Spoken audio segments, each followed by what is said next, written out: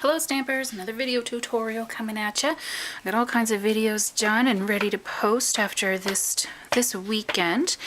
Tonight is my stamp club / catalog launch party, and then I'm away at an event and I have a presentation as well, the East Coast Stampin' event, and I've got some film of the technique I'm doing there, so all kinds of stuff coming at you. But this is one of the club projects that we're going to do tonight, and I hope the ladies enjoy it.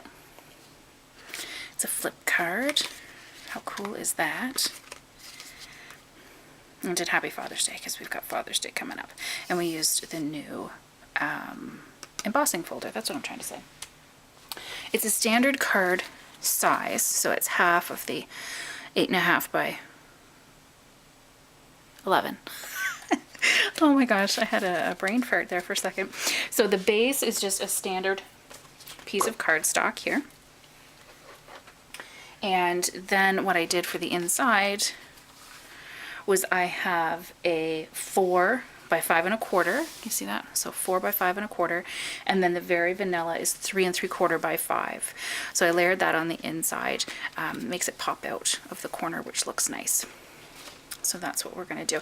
I'm not going to do the inside tonight with the Stampin' Ladies. I just want to show them the technique, and so that they can get the card going. But so that's what we did on the inside, just a little stamp of Father's Day. What we did was Guy Greetings. So all kinds of stuff you can choose. I absolutely love this set, and I'm so happy that it carried over. And we used the Happy Father's Day for the inside in crumb cake.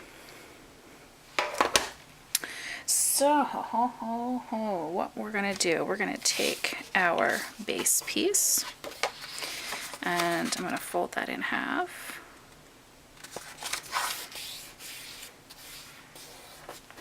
And I'm going to need my Stampin' Trimmer. Okay. So that's my score. I want my cutting blade. So we're going to go on our long side first. And we're going to line up with the 3-inch mark. And then we're going to start cutting. If you put this down, you've got measurements all along here. We're going to start cutting at 5/8 and end up at 3. So I know that 4/8 is the half mark, so I want the big one right after that. I don't know if you can see that there. Our 4/8 mark is the half, then there's a 1/16. We want that other 1/8 mark right after the half inch. That's my 5/8 right there. So I'm just going to line that up. I've lifted this up a little bit. I'm going to line that up exactly and push it down. You can hear it pop through the cardstock. Then we're going to come down to the 3-inch mark. Lift up. And then we're going to go on the short side, and we're going to line up at the 3. Okay, so see what I did there? We went on the long side and scored. If I go here and I line up at the 3, it's going to cut right in the middle of my cut line, so I know I need to flip that over. Okay, so we want our cut line close to our score line. And we're going to line up, when we line up at the 3 here, you're going to be at the end of your cut line right here where you ended at 3.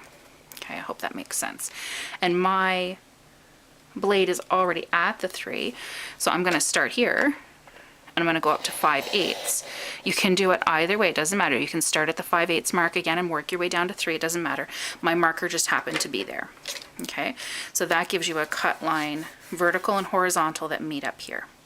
So make sure once you do your 3-inch mark, once you line this up to the 3 and do this cut, when you go to do the horizontal one, make sure you're not cutting through your line. Make sure you're lining up in the proper place so that you can have those lines meet up.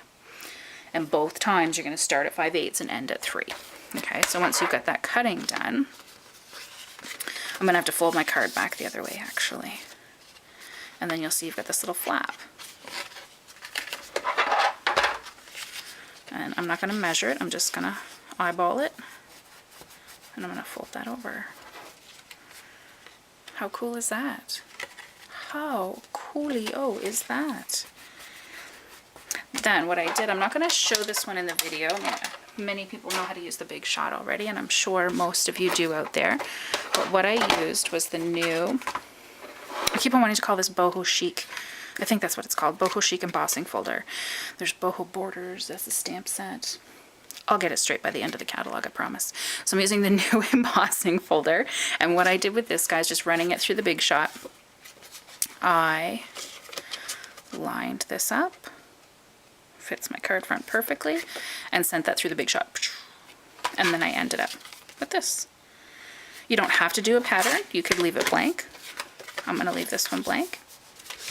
And then what we need, this is actually Tip Top Taupe. It's not the crumb cake. I'm using the Tip Top Taupe, one of the new colors for the base cardstock. You can use crumb cake, you can use whatever you like. I wanted to keep it fairly neutral. But now what we need are all the front pieces.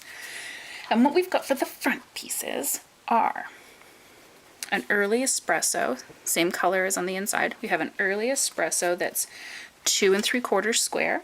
So 2 3/4 by 2 3/4. And then we have another Tip Top Taupe that's 2 5/8 squared.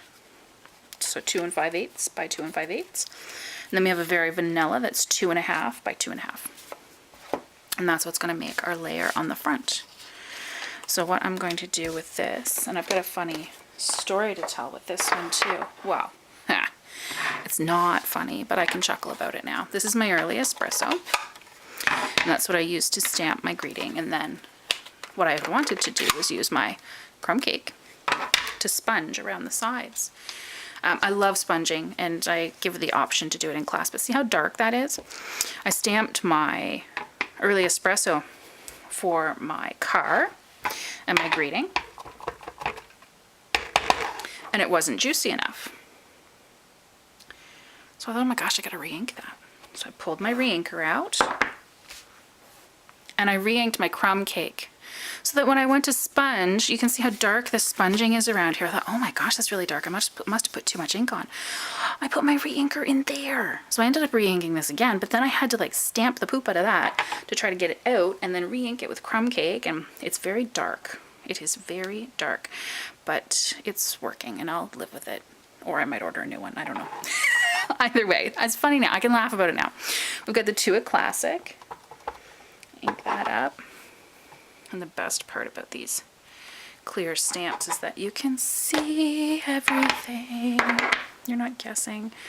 Let's see how dark this is now. See, it's still pretty dark. You can see a bit more of the crumb cake color, though. It's not as espresso-y, if that's even a word. It is now. And what do I need? My snail. Now you could go around, you could sponge this in espresso, you could sponge this in espresso to make it a little bit darker, whatever you like, but just for the sake of the video, we're just going to put this puppy together and finish it off. You could use, I'm just using snail to put these pieces together. You could use some dimensionals and really lift one up off the other layer. So we've got 3 layers there. Oh, look at that. Yikes. Must have a little crack in my cardstock there. There. And then we'll put this on the front. I'm not going to emboss this one. I'll leave this one plain.